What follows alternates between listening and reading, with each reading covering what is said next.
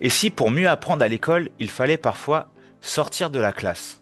Bienvenue dans ce webinaire consacré à l'école dehors, une démarche pédagogique qui s'appuie sur le réel, sur l'expérience, sur le corps et sur la curiosité naturelle des élèves pour favoriser les apprentissages au contact de la nature. Pour en parler, je suis ravi d'accueillir Claire et Gabriel. Est-ce que vous pouvez vous présenter, vous et aussi l'école dans laquelle vous enseignez, s'il vous plaît? Bonjour, moi c'est Claire. Je suis éducatrice nature dans l'école Tsama depuis maintenant 4 ans. J'interviens surtout avec les élémentaires, plutôt avec les CE2, CM1, CM2. Ok, parfait.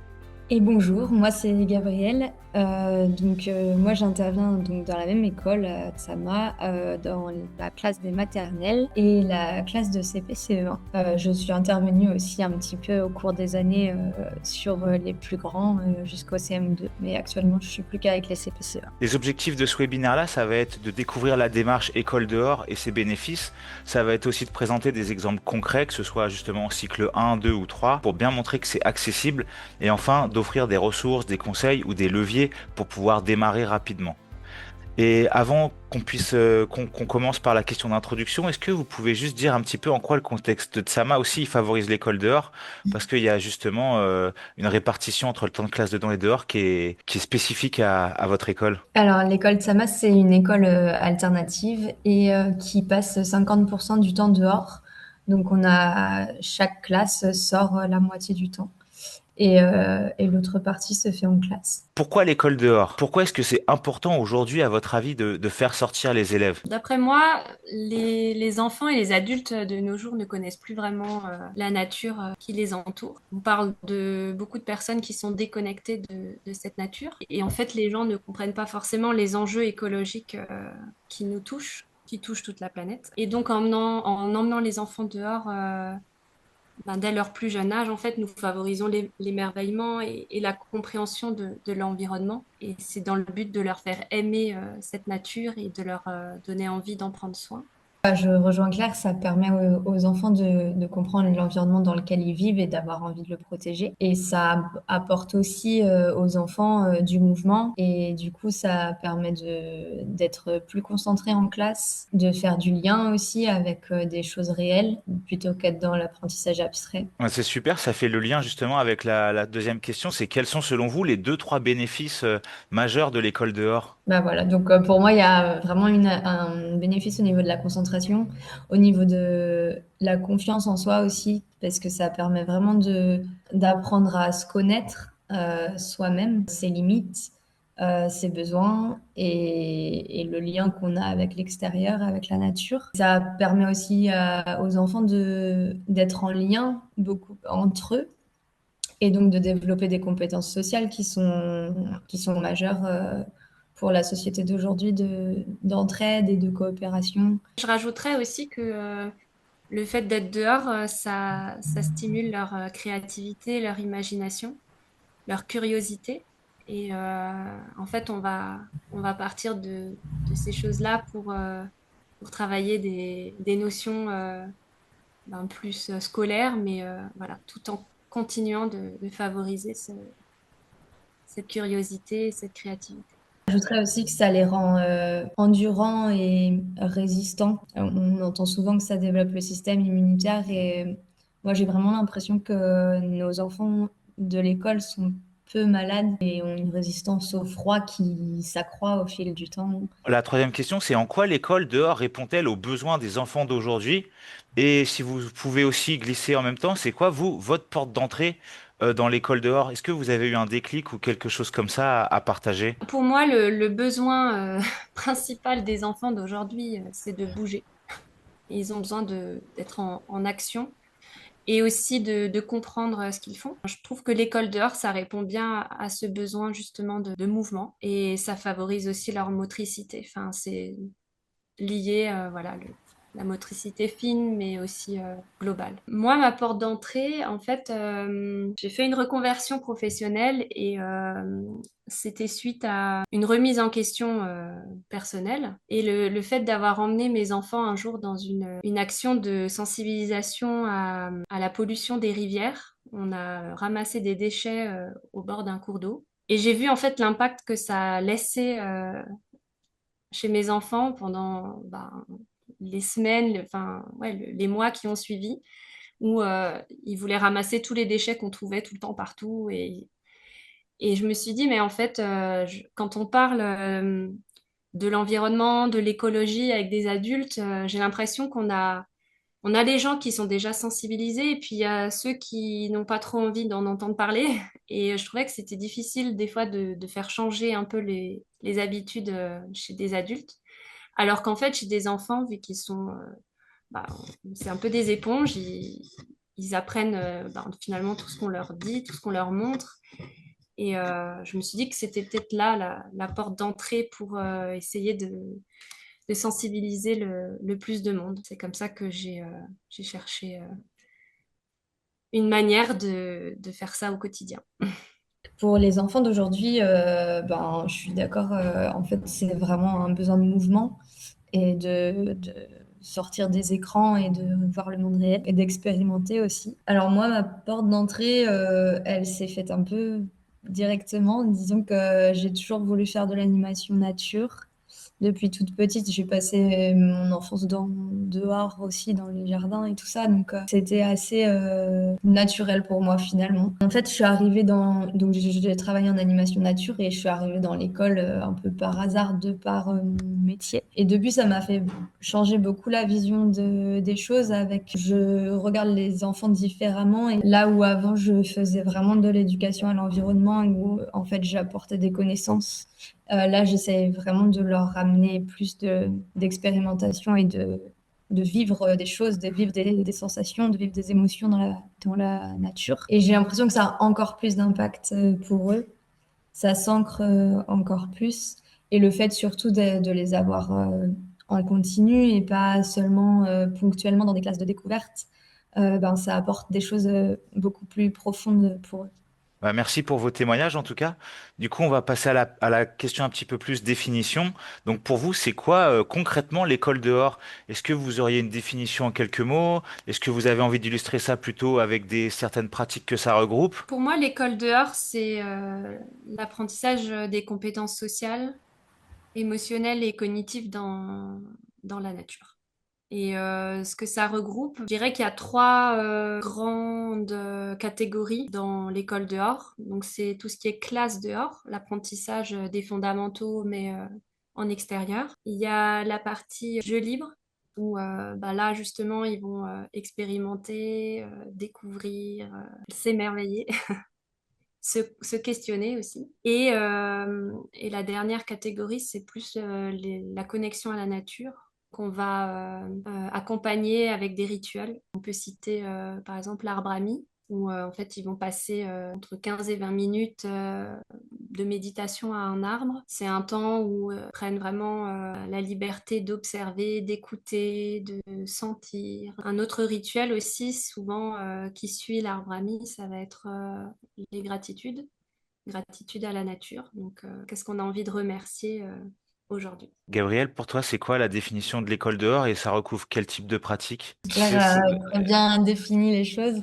Il y a vraiment ces trois aspects-là. Je rajouterais juste qu'il y a le ratio de chaque chose est un peu différent en fonction des âges. On va avoir plus de temps de jeu libre et de connexion à la nature chez les petits. Et puis au fur et à mesure qu'ils grandissent, on va apporter plus d'apprentissage scolaire pour répondre aux demandes de l'école aussi. Mais on essaye vraiment de garder ces trois aspects-là. Ce que je me permets de rajouter, comme je sais que vous avez aussi un potager pédagogique à l'école, est-ce que vous considérez que les temps en forêt, les temps en potager, etc., tout ça, ça fait partie de l'école dehors ou vous le différenciez? Non, pour moi, tout en fait partie, que ce soit le jardin, la forêt, la cour de l'école qui est végétalisée. Donc ça peut être de l'école dehors, mais finalement, peu importe le niveau de naturalité du milieu, du moment qu'on est à l'extérieur, qu'on est au contact d'une certaine nature et qu'il y a des apprentissages, comme tu le disais, Claire, que ce soit cognitifs, sociaux, affectifs, etc., on est dans ce que vous considérez comme l'école dehors. Avant qu'on aille plus loin, est-ce que vous avez quelques idées reçues à déconstruire, des idées fausses à lever? Alors moi, je dirais que l'école dehors, c'est aujourd'hui un terme qui englobe beaucoup de choses et selon les enseignants, ça va pas forcément parler de la même manière. Mais on peut y faire beaucoup de choses en fait, et c'est là où c'est intéressant de creuser la question parce que je pense que chacun peut y trouver son compte. J'entends souvent que on n'ose pas se lancer parce qu'on n'a pas de connaissances sur la nature, mais je pense que c'est possible de se lancer d'une autre manière et d'apprendre la nature avec les enfants petit à petit, sachant que finalement le but c'est pas d'apporter des connaissances de nature, des connaissances scientifiques. Ça peut être ça, mais c'est pas que ça. Et du coup, même si on n'a pas ces connaissances scientifiques, bah, finalement, on peut apporter de l'émotionnel et de la sensibilité par les cinq sens, etc. Et c'est déjà énorme. Claire, peut-être? Moi, ce que je pourrais ajouter, c'est que on n'a pas besoin forcément d'aller dans une grande forêt ou dans un grand espace de nature.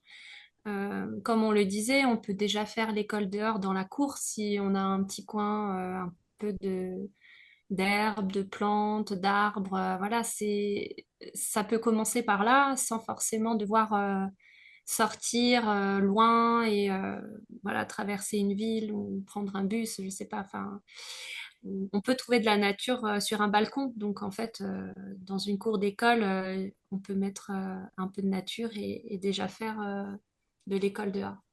La chose, moi, que j'ai souvent entendue, vous me dites votre point de vue, c'est que l'école dehors, c'est pas seulement finalement d'avoir les mêmes pratiques qu'à l'intérieur, mais de les transposer dehors. On m'a souvent dit que l'école dehors, il y avait aussi une sorte de changement de posture de l'adulte ou de l'enseignant, et qu'il y avait d'autres fondamentaux pédagogiques. C'est pas parce qu'on va dehors qu'on fait forcément de l'école dehors, ou pour vous, si ça peut être le cas. Alors moi, je dirais que ça peut être le cas. Mais de mon expérience, c'est pas le plus facile finalement, Ok. parce que l'apprentissage tel qu'il est dedans, juste retranscrit dehors, et la concentration sur le moment est difficile. Je disais tout à l'heure que ça apporte de la concentration aux enfants, mais parce qu'ils sont en mouvement, parce qu'ils s'expérimentent, que derrière, quand ils rentrent en classe, ils sont plus concentrés parce qu'ils n'ont plus besoin de ce mouvement. Alors que là, quand on fait de l'apprentissage comme en classe, mais dehors, c'est plus difficile parce que, il y a plein de choses qui se passent autour et qu'en fait, ils ont cette curiosité de voir ce qui se passe autour. Pour moi, c'est plus d'utiliser l'environnement qu'on a, même s'il n'y a pas grand-chose, si ça paraît pas grand-chose, il y a toujours moyen d'éveiller la curiosité des enfants et de le retravailler en classe ensuite. La posture pédagogique, j'aimerais ajouter que en fait, quand on fait un temps libre dehors en forêt, c'est pas la même c'est pas la même chose qu'un temps de récréation à l'école, dans le sens où l'adulte il va être plutôt dans l'observation active. En fait, on va participer à ce temps libre parce que ils vont forcément découvrir des choses, des animaux qu'ils n'ont jamais vus, qu'ils connaissent pas, ou voilà des plantes, des choses qu'ils ont envie de partager. Donc on va beaucoup plus interagir avec eux pendant ces temps libres. Donc c'est la posture de l'adulte, elle est différente que dans un temps de récréation dans une cour.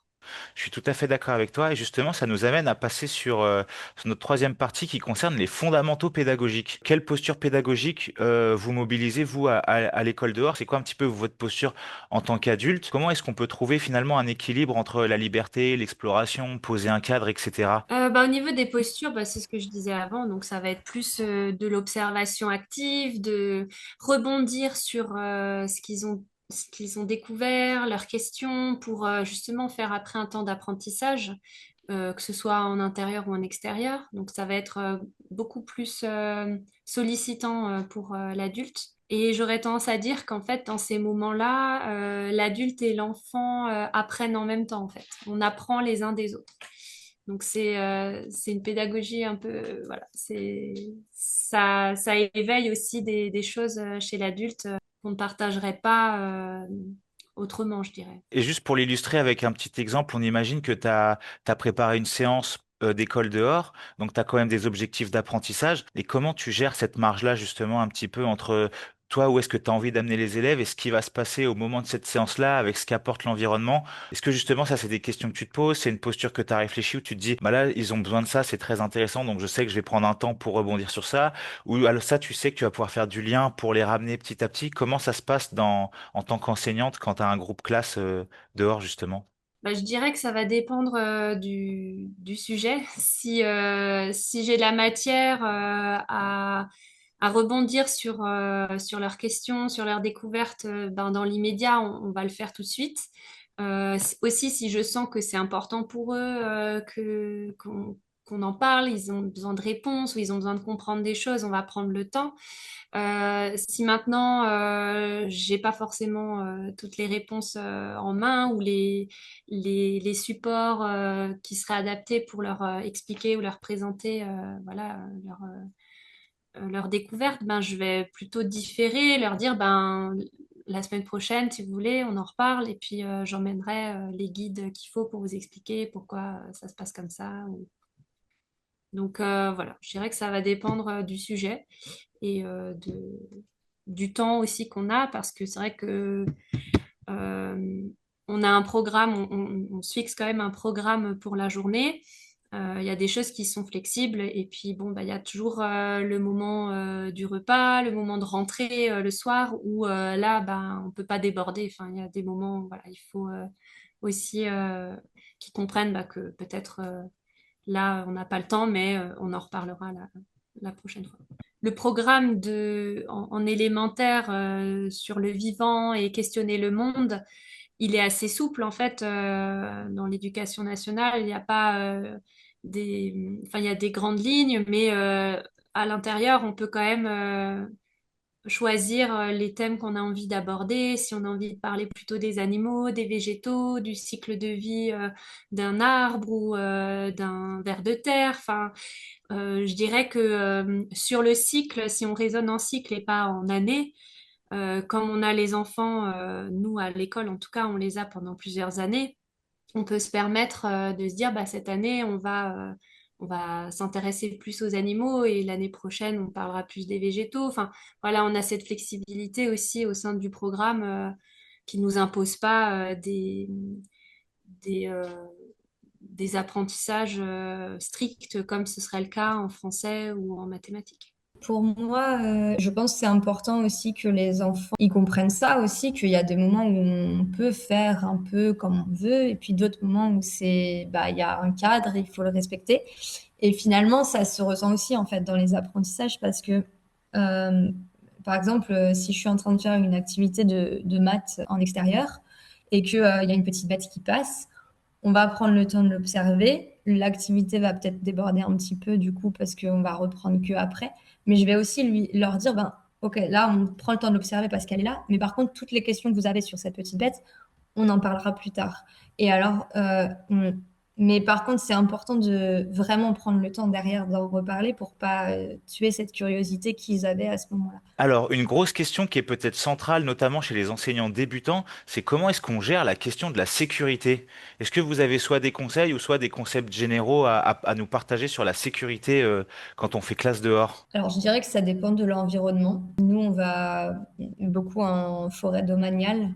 C'est pas la même sécurité que quand on va au jardin pédagogique qui est fermé. Je dirais que un des principaux points, c'est d'avoir le plus d'adultes possible, surtout quand on fait des temps de jeu libres dans des espaces publics. Pour moi, il y a faire confiance aux enfants aussi parce que les règles, ils les connaissent. Enfin, on leur donne au début et c'est des règles qui sont finalement les mêmes que quand ils sortent avec papa ou maman. Leur expliquer pourquoi ces règles-là sont en place, qu'est-ce qu'ils risquent sinon. Nous, on voit que vraiment, ils ont quatre règles principales en forêt et ils les connaissent et ils se sentent en sécurité avec ça, quoi. Nos quatre règles, c'est de rester visible, donc pas aller trop loin et toujours porter son gilet jaune.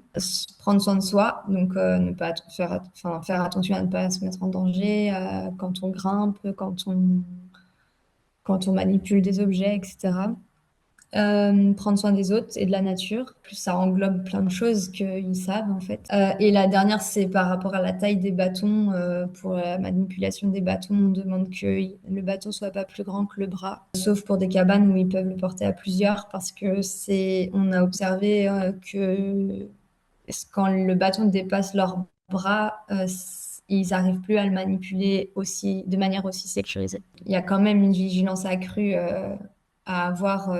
Enfin, voilà, mais comme on est dans l'observation active, ça se fait aussi à ce moment-là, finalement. On va passer dans le concret et avant d'enchaîner sur les exemples par cycle, est-ce que vous auriez un rituel ou un dispositif à partager, quelque chose d'assez simple pour démarrer l'école dehors? Un rituel facile, ce serait déjà un tour de gratitude. C'est sûr qu'on pourrait le faire en classe aussi, mais je trouve que de faire une gratitude à la nature en étant dehors, c'est quand même, ça a plus de sens. En général, nous, on le fait en milieu ou en fin de journée, quand les enfants ont déjà vécu des choses avec la nature et ont envie de remercier, par exemple, si on a eu beaucoup de pluie et qu'à un moment donné, il y a eu une accalmie, un rayon de soleil, il y en a beaucoup qui vont faire une gratitude pour le soleil ou pour la petite bête qu'ils ont vue. Donc, déjà, un tour de gratitude, c'est facile, ça ne demande pas de matériel. Et c'est juste prendre le temps de se dire, en fait, qu'est-ce que j'ai envie de remercier? Qu'est-ce qui est beau? Qu'est-ce qui me plaît dans la nature que j'ai envie de remercier? Et c'est déjà, je trouve, un premier pas pour se rendre compte qu'en fait, il y a plein de choses qui sont chouettes et qu'on a envie de remercier. Ok, super. Et pour toi, Gabriel?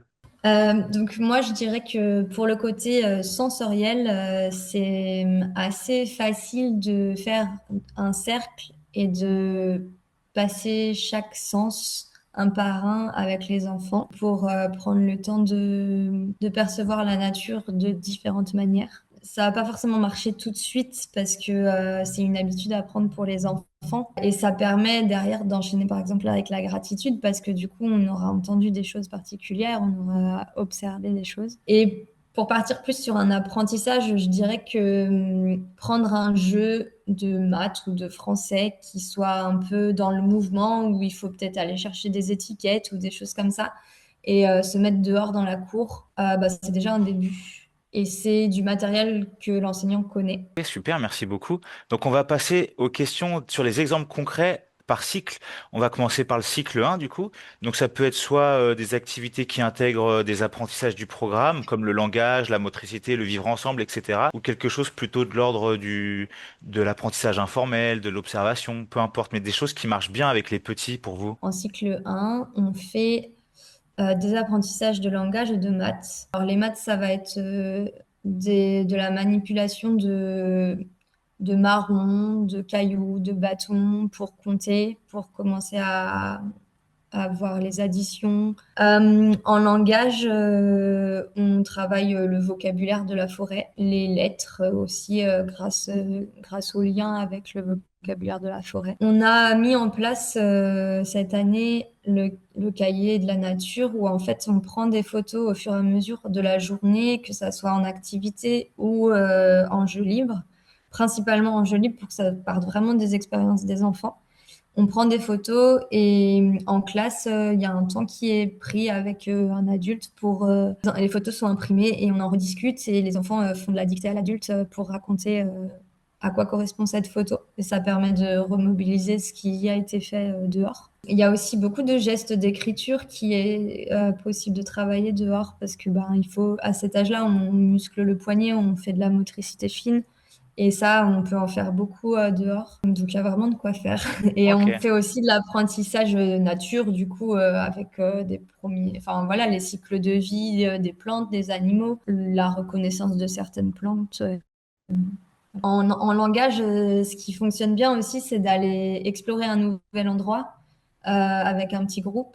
Et du coup, ils se posent plein de questions parce que c'est un nouvel endroit. Et derrière, quand ils reviennent, ils peuvent raconter à l'autre partie du groupe. Et en fait, là, au niveau langage, il se passe plein de choses. Alors, en cycle 2, on a les activités nature, on va pouvoir développer vraiment l'aspect scientifique, les premières hypothèses, la recherche par l'observation. En maths, on fait des problèmes, on calcule, on peut utiliser. Alors là aussi, on rejoint Montessori avec le système décimal. Plutôt que prendre des petites perles pour compter, on peut prendre des objets de la nature et inventer un système décimal avec. Et en langage, du coup, l'exploration fonctionne encore. On fait le journal de la forêt en fin de journée où chacun choisit une phrase qu'il raconte dans... Alors, il y a deux options. Il y a le cahier personnel où chacun écrit sa phrase en fin de journée. Et ça permet de développer l'écriture et l'orthographe, la grammaire. Et il y a la version collective où on décide de raconter ce qui s'est passé dans la journée pour tous et on reformule pour faire du beau français avec de la belle grammaire, quoi. Alors, avec le cycle 3, ce qui est vraiment intéressant, c'est justement de pousser un peu le questionnement et la démarche scientifique. Donc, souvent, je pars sur un postulat de départ et puis je leur laisse ben, faire leurs hypothèses, faire les expériences qui vont soit démontrer, soit enfin, positivement ou négativement, que leurs hypothèses sont justes ou non. Et donc ça peut se faire sur plein de sujets de la nature. Donc par exemple, les arbres sont-ils vivants? Ben, ils vont tous dire oui, et puis leurs hypothèses, mais c'est qu'est-ce qui prouve finalement qu'ils sont vivants? Ben, ils respirent, ils se nourrissent, ils se reproduisent, et donc après, ben, comment ils vont faire tout ça? Et donc là, ça va être très intéressant en fait de montrer ben, comment est-ce que fait un arbre pour respirer. Donc là, on va parler de sujets un peu plus poussés comme la photosynthèse, etc. Et puis, on peut aussi aborder vraiment le thème de la biodiversité. Pareil, qu'est-ce qu'un écosystème? Donc, ça fait aussi beaucoup de liens avec le vocabulaire. On va vraiment pousser les questionnements un peu plus loin. Est-ce que tu peux juste détailler brièvement, parce que je me souviens que du coup, quand on était venu, peut-être que ça a changé depuis, mais tu faisais découvrir le monde du sol, justement avec les vers de terre qui remuent la terre, etc., de voir comment ils décomposent les déchets organiques, le monde des amphibiens, tu travaillais le monde des insectes peut-être, ou des choses comme ça, ou des papillons. Il y avait différentes phases pour donner plus de concret aux enseignants, et peut-être dire aussi si tu as des supports pédagogiques qui t'aident à préparer ces expériences. Oui, alors par exemple, la vie du sol, c'est fascinant et en fait c'est caché. Donc souvent on s'en rend pas compte, hein, même les adultes n'ont pas conscience que le sol est vivant. Il existe plein de petites expériences à faire, notamment pour montrer que les vers de terre, en fait, ils ont un rôle important. Ils vont partir des profondeurs, revenir à la surface, retourner en profondeur, et donc ils vont mélanger la terre, les différentes couches de terre. Et donc, bah, on avait fait une expérience assez simple. On avait pris une bouteille en plastique, on avait mis de la terre, on avait rajouté au-dessus une couche de sable, donc d'une autre couleur. Et on avait cherché des vers de terre qu'on avait mis dedans et on avait mis par-dessus des épluchures de pommes de terre. Et ensuite, on a enveloppé ça dans un tissu ou un sachet un peu foncé, voilà, pour que ça fasse vraiment sombre. Et on l'a laissé sous un petit buisson pendant 4 semaines. Et quand on l'a découvert, on a observé que, ben, en fait, le sable qui était beige s'était mélangé à la terre. On voyait vraiment les lignes de sable mélangées à la terre. On a vu qu'il n'y avait plus les épluchures de pommes de terre. On avait pu même observer les turicules, qui sont les cacas des vers de terre. Et donc, ben, ils ont vraiment compris qu'en fait, ces vers de terre avaient joué un rôle important, essentiel. Et donc voilà, il existe des livres, on peut trouver sur Internet plein d'idées de petites expériences comme ça à mettre en œuvre pour expliquer concrètement en fait les mécanismes de la nature. Moi, je dirais qu'on peut aussi faire beaucoup d'art en forêt. Parce que ben, on peut utiliser la nature a beaucoup inspiré les artistes, donc on peut faire du lien aussi avec ça. Et après, moi je fais aussi espace-temps, donc histoire géo en fait en CP-CE1. Et en cycle 3 en géographie, il y a tout un volet sur euh, mieux habiter, donc déjà voir bah, où est-ce qu'on habite, Comment est construite une ville. Et donc, en fait, le fait d'aller en forêt, on va traverser un village, donc on va pouvoir aussi prendre du temps sur le trajet pour s'arrêter et se dire, bah, regardez comment c'est aménagé. En fait, il y a la place centrale du village et puis autour, alors oui, il y a des petits commerces, il y a les écoles et puis après les habitations. Et donc, voilà, on prend aussi conscience ben, de l'aménagement du territoire juste en allant en forêt sur un petit trajet comme ça. Donc ça peut aussi faire partie des choses faciles à faire et beaucoup plus concrètes que finalement juste de montrer une photo, quoi. Là, ils le voient en réel. Donc la suite, du coup, ça va être sur l'organisation et après, on va passer aux questions des enseignants. Il y a quelque chose qui revient assez souvent, c'est par quoi est-ce qu'on peut commencer quand on est débutant? Moi, je dirais de commencer par un environnement qu'il connaît, un parc ou un jardin à côté, et par une activité qu'il a l'habitude de faire plutôt en intérieur, de déjà essayer de la faire en extérieur. Et comme on disait tout à l'heure, rajouter un cercle de gratitude ou un cercle de méditation sensorielle, c'est déjà un bon début. Oui, je pense que pour commencer, de faire les sciences dehors, ça paraît être le plus facile et le plus logique en fait. Par exemple, la découverte des insectes, c'est quelque chose qui est fait assez souvent dans les classes.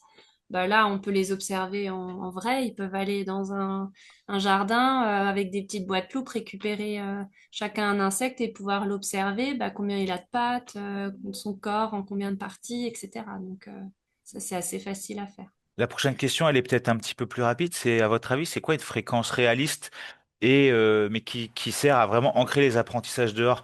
Alors, l'idéal, c'est une fois par semaine minimum, au grand minimum 2 fois par mois.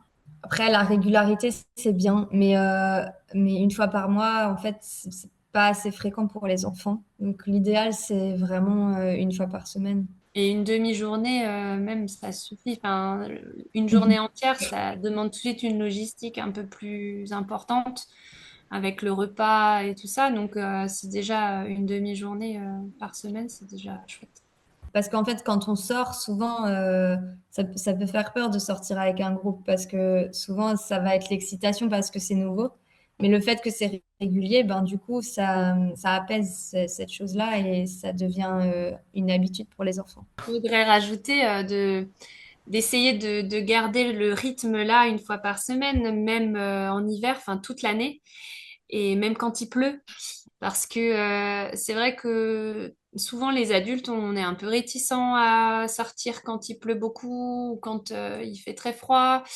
Mais il y a plein de choses à découvrir avec ces conditions météo aussi et qui sont différentes de ce qu'on va pouvoir découvrir quand il fait beau. Et en fait, il y a pas de mauvaise météo, il y a juste des mauvais équipements. Donc, si les enfants sont bien équipés, qu'ils sont préparés au froid ou à la pluie, ben, en général, une demi-journée, c'est largement faisable. On va passer à une question aussi qui est peut-être pour vous qui est assez évidente. Je ne sais pas si vous avez un travail spécifique là-dessus, mais les enseignants demandent souvent comment on peut garder une cohérence avec le programme et les attendus institutionnels. Mais est-ce que vous avez une démarche particulière pour dire, voilà, là, on a le programme et ça, on va pouvoir le faire dehors? Comment vous justement, vous assurez d'avoir cette cohérence entre les programmes et puis la pratique de l'école dehors?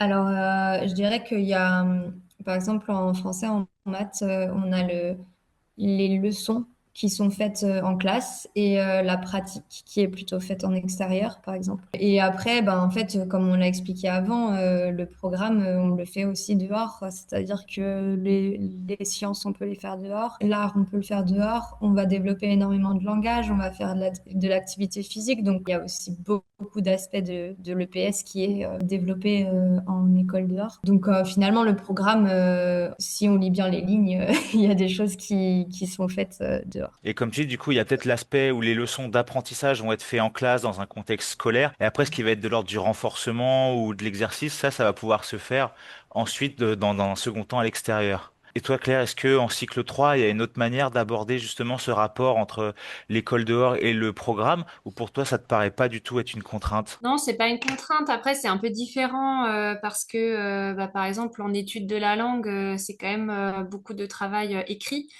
Des choses qu'on peut pas toujours faire dehors parce que ben justement s'il fait froid ils ont des gros gants ils vont pas pouvoir écrire ou s'il pleut bon bah on peut pas sortir les cahiers mais on va en français on va plutôt axer justement sur le vocabulaire donc on peut travailler le champ lexical de la forêt on peut travailler les synonymes les antonymes les mots composés enfin il y a plein de choses qu'on peut faire à l'oral dehors avec justement la nature comme thème. En maths, on peut faire tout ce qui est mesure et Et grandeur. grandeur. Mhm.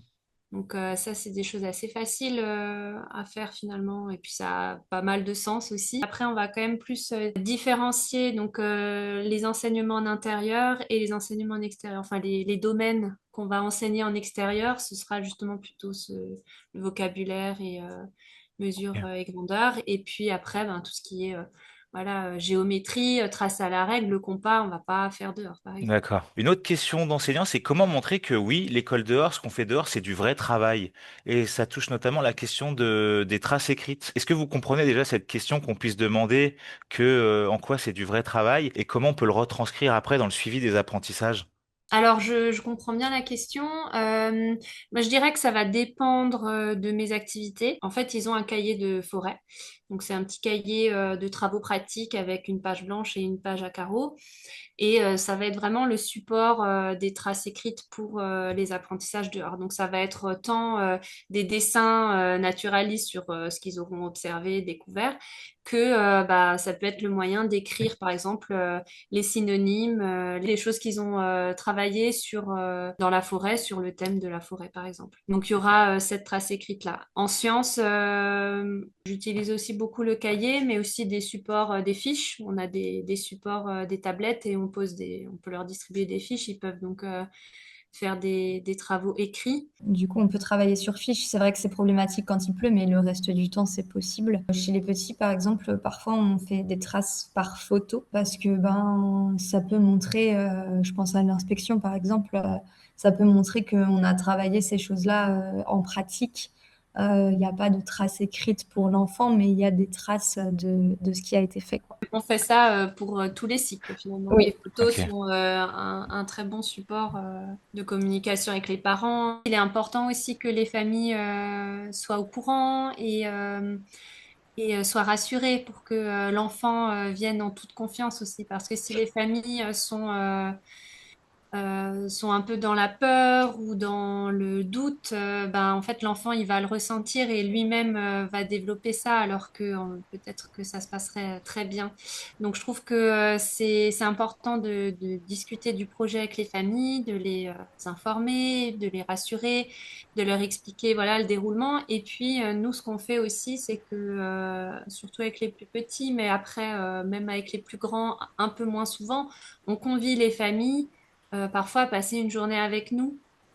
Comme ça, ils voient comment ça se passe et eux-mêmes vont comprendre l'intérêt en fait d'aller dehors. Et je parlais tout à l'heure des journaux de la forêt ou des phrases écrites en fin de journée. Ça permet aussi de remobiliser ce qui a été fait pour l'enfant. Quels freins principaux vous avez pu rencontrer lors de l'école dehors et comment les lever? On a des collègues qui étaient peut-être plus réticentes au début parce qu'elles avaient l'habitude de travailler en intérieur. Mais voilà, elles ont commencé avec des choses qu'elles connaissaient, qu'elles ont juste pratiquées dehors. Et petit à petit, elles évoluent avec d'autres choses. Au niveau frein, je pense que ce qui fait peur des fois, c'est de sortir avec la classe, de, de se retrouver dans un endroit inconnu ou peu connu, en tout cas pour les enfants, et pour l'aspect sécurité. En fait, je pense que l'aspect sécurité revient beaucoup. Même nous, dans notre école, il revient assez régulièrement au niveau des parents et tout ça.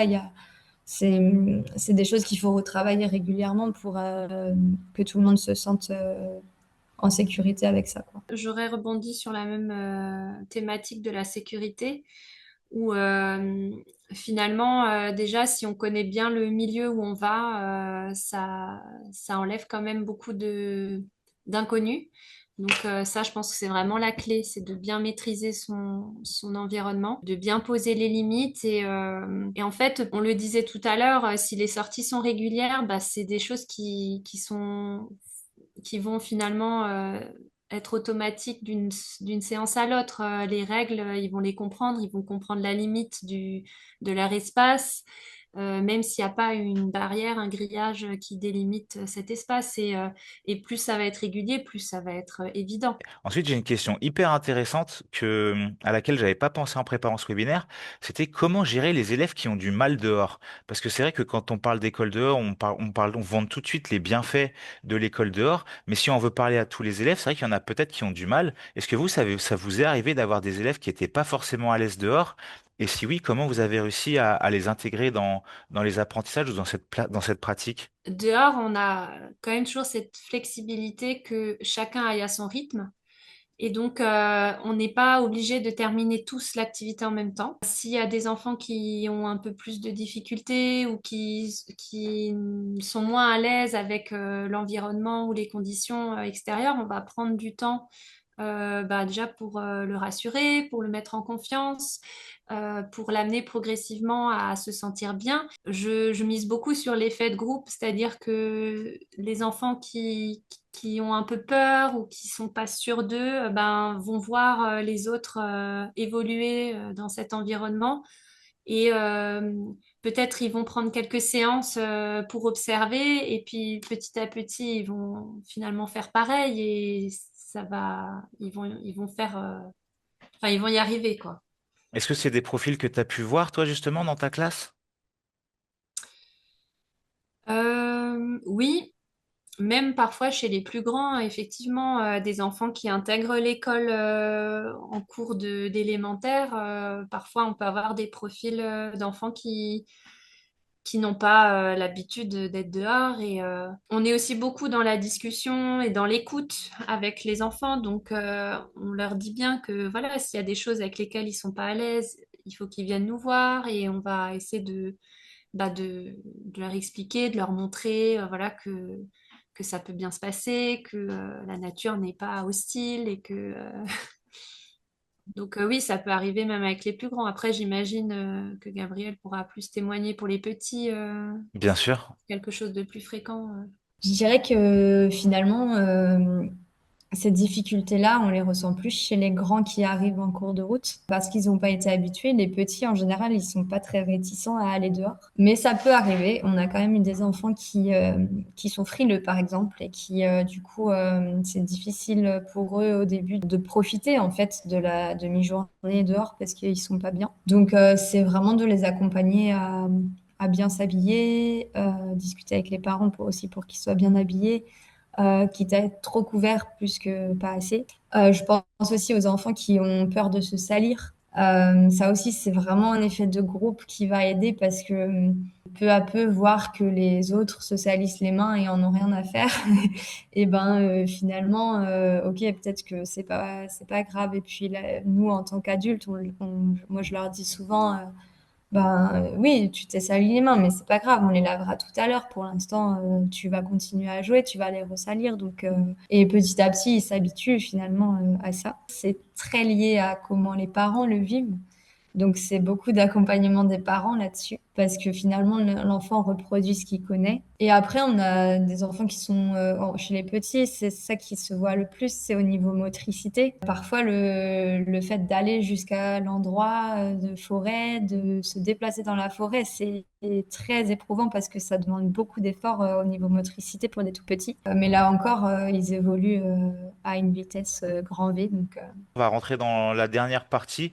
C'est est-ce que vous avez soit des ressources ou des accompagnements ou des structures à conseiller à des enseignants qui voudraient se lancer dans l'école dehors? Alors, je dirais que c'est vraiment un thème qui est à la mode. Et donc, il y a énormément de livres et de sites sur ce sujet-là dernièrement. Donc, c'est assez facile de faire des recherches. Je pense qu'il faut pas hésiter à se tourner vers des associations de la nature, de l'environnement. Il y en a partout localement. Et il y a de plus en plus de ces associations-là qui se tournent vers l'école dehors et pas seulement vers l'éducation à l'environnement, donc qui peuvent aider, qui peuvent accompagner au début. Et je pense que ça peut aider les plus réticents. Nous, en Alsace, on a le réseau Ariena qui est très développé et qui a un site internet avec beaucoup de ressources. Il y a là aussi la formation passeur de nature qui peut être intéressante. On avait une ancienne collègue qui l'avait faite et qui disait que c'était vraiment complet pour débuter. Et après, au niveau livre, ça. C'est Sarah Wauquiez. Sarah Wauquiez, oui. Il y a Christelle Ferjou aussi qui est, qui a développé pas mal de choses. Et un des outils pour se lancer assez facilement, c'est celui-là aussi. l'école à ciel ouvert qui est aussi avec Sarah Vautier, je crois. Par rapport à l'Ariena, nous, c'est notre réseau régional d'éducation à l'environnement, mais souvent dans les autres régions, ça s'appelle le GREN. Oui. Donc, c'est peut-être plus connu sous ce nom-là. Donc ça, c'est des bonnes ressources locales. Ben, je dirais aussi se rapprocher des centres d'initiation à la nature et à l'environnement qui, bah, des fois, se déplacent. Enfin, je sais que nous, autour de Mulhouse, par exemple, on a le signe de Lutterbach qui vient dans les écoles pour faire des sorties nature, donc avec les enseignants qui ont envie mais qui savent pas faire forcément eux-mêmes et du coup bah ça peut les inspirer et puis peut-être l'année suivante ils pourront sortir tout seuls. Donc voilà, eux, ils proposent aussi souvent des animations sur différents sujets de la nature. Après, comme ressources que moi j'aime beaucoup, ça va être les cahiers techniques du FCPN. C'est les cahiers techniques et donc c'est la Fédération Connaître et Protéger la Nature. Et en fait, à l'intérieur, il y a plein d'idées d'animation, de jeux, de sorties et donc ils font ces cahiers techniques sur plein de sujets. Et sinon, ce que j'utilise plus pour tout ce qui est clé de détermination, qui est aussi assez simple d'utilisation, c'est les mini-guides de la salamandre.